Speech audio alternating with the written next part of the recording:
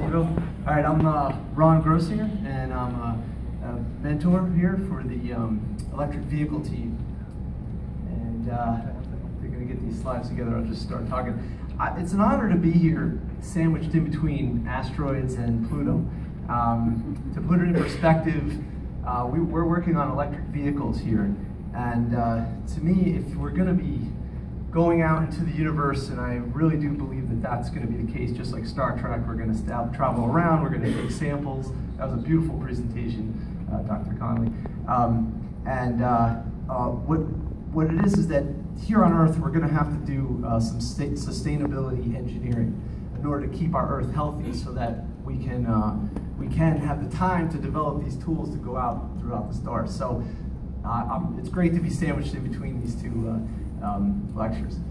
Anyway, so let's get started. So I guess I'm going to push the button here. Oh, that's okay. I can do it. Either way, you know, when it comes to the way I handle my advisement on this project is I go to a real practical level. My full-time job is a high school shop teacher, and so I do this, you know, when I'm not doing that. So I approach it from welding. I approach it from very practicality, from using the cutting tools, from mechanics, using all the tools and whatnot. So we start with a lot of parts here. An electric vehicle is really just 3 parts. You got a speed controller, there's a motor, and there's a battery. Everything else is controlling the gates of how the electric current is flowing. Okay, the next slide. I can do it if you want it. Okay, sure. The next slide. This is the batteries that we got. These are lithium-ion. They're just like the batteries in your cell phone. The energy density is much better than lead acid, which is what we've been using in the cars for a very long time. Here you have the start of our bench test, and what it is that to keep this very practical, rather than install the parts right onto the vehicle that we're going to do a full-size truck. We do it in a bench first, and you know, this is where it starts. Hands-on skills. We take large gauge wiring. It's called welding wire. It's very flexible, and we crimp the ends, and this way we can put our terminal ends on there. Here you have some of our students. This is Michael right here doing the crimping right there. This is Qasim. He's over there. He's going to talk to us, concentrating, right? Working on something. Here you have your schematics. This is our diagram, our schematic diagram hanging up right over there. This is what we're going to follow. And here you have the team working. Get anybody who wants to be involved in the college can. They come in, they volunteer. And there's this Maria. She's not here today, but she was doing some of the crimping as well. This is Mark Balzeret. He's one of our advisors for the, he's the manager of the manufacturing lab. So we have hands-on tools here, and he manages that lab. Right here we have an adapter plate that we're going to attach to the motor to hold it on the table.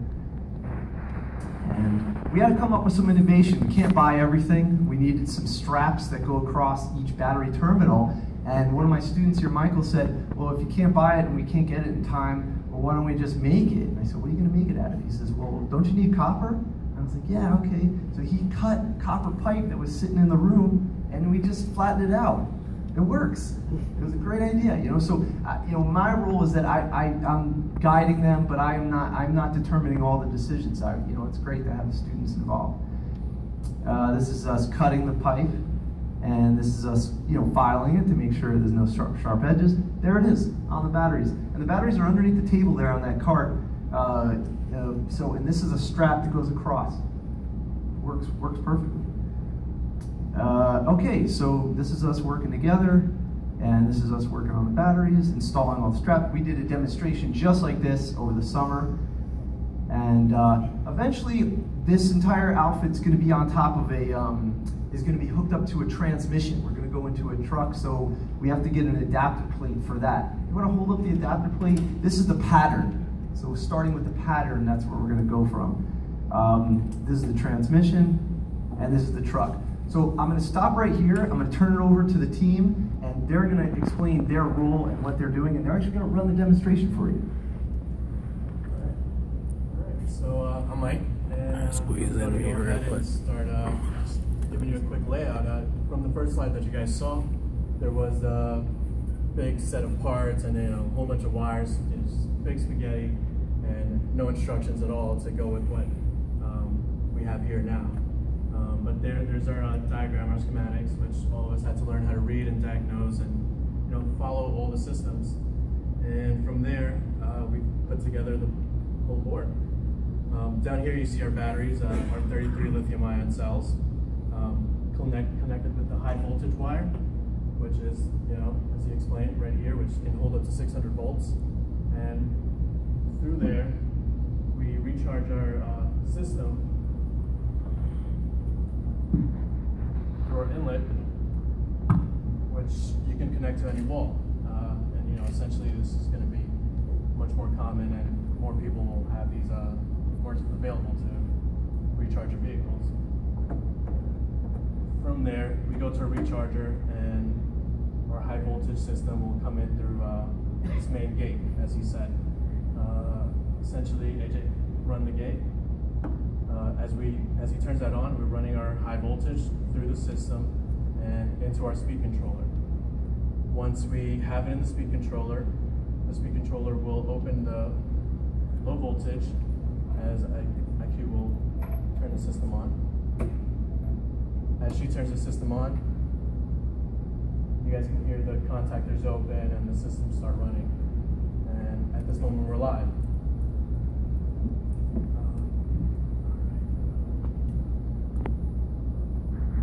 So right here, we're using a Toyota Prius pedal, a 2004 Toyota Prius pedal, to use our sending our units, our power to the speed controller, and from there, we're gonna have this motor run.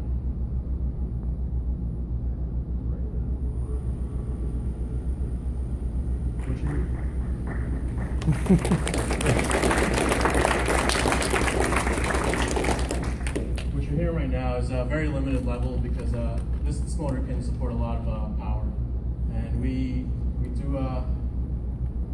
do all love power, but essentially we want to make sure this is safe when anyone approaches this. It's gonna not spin off the table or anything like that.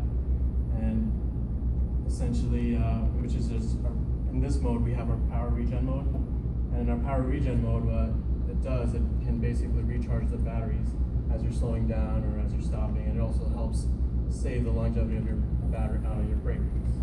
So once we get out of that mode, you guys are very familiar with an econ mode in most of your vehicle, where you guys can serve your fuel or power, essentially electric vehicles or fuel and gasoline vehicles. But most of you guys will notice there's like a little button, and you'll go into sports mode when you hit that button.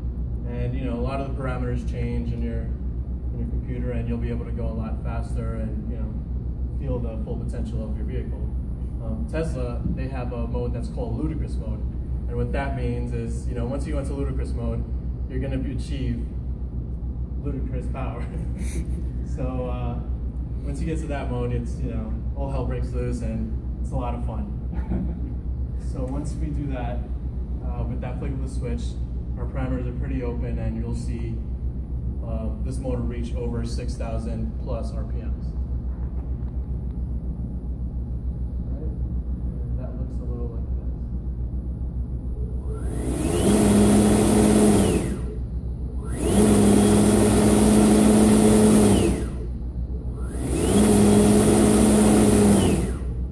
So, that's proving that electric motors provide enough torque, to give us fun.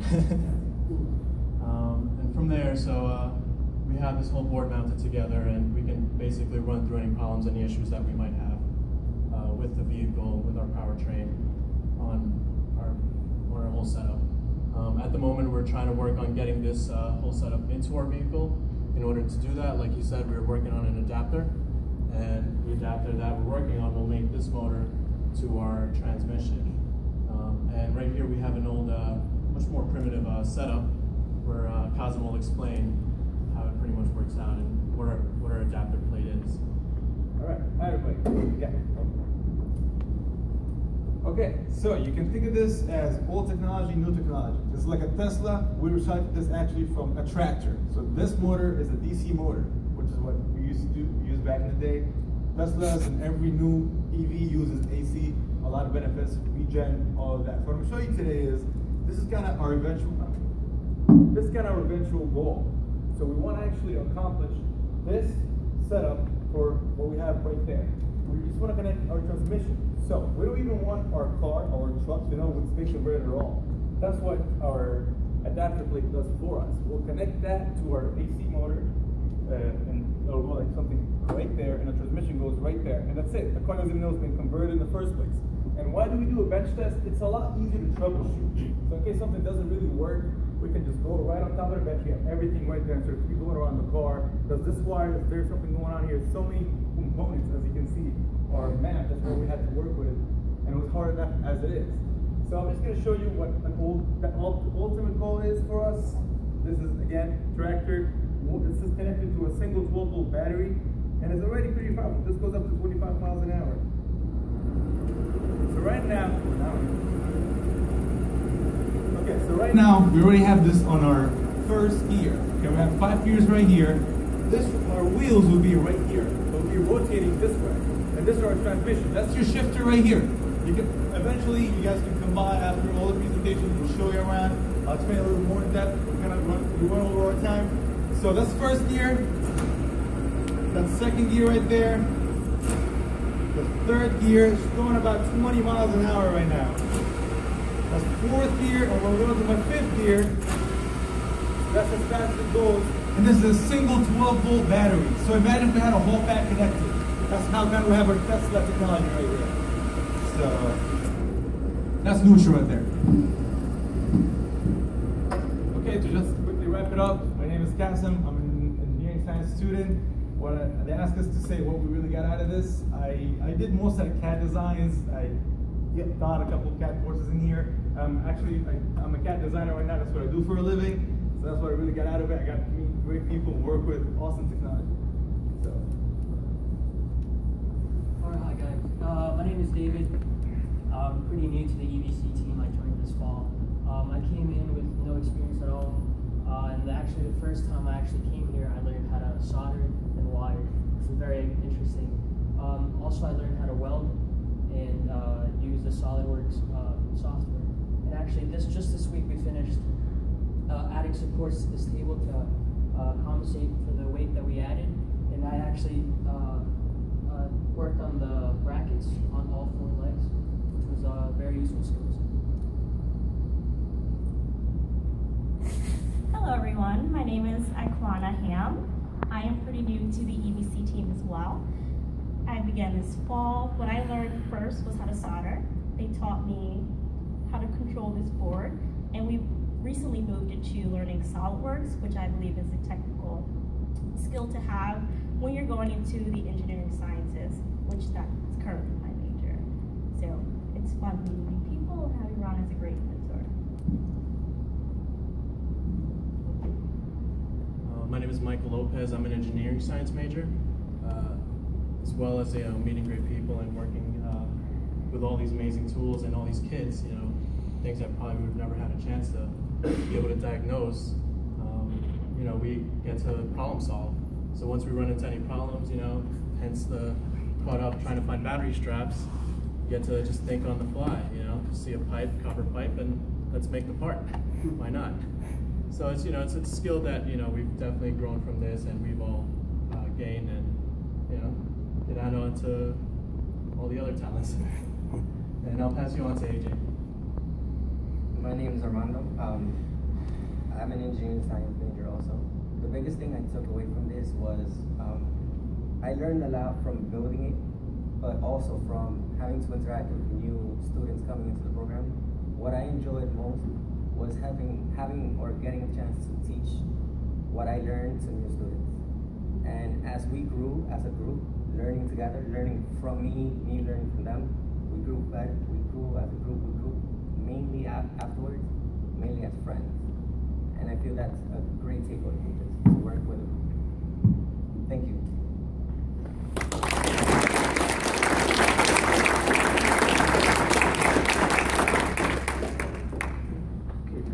anyways. Just be a little careful with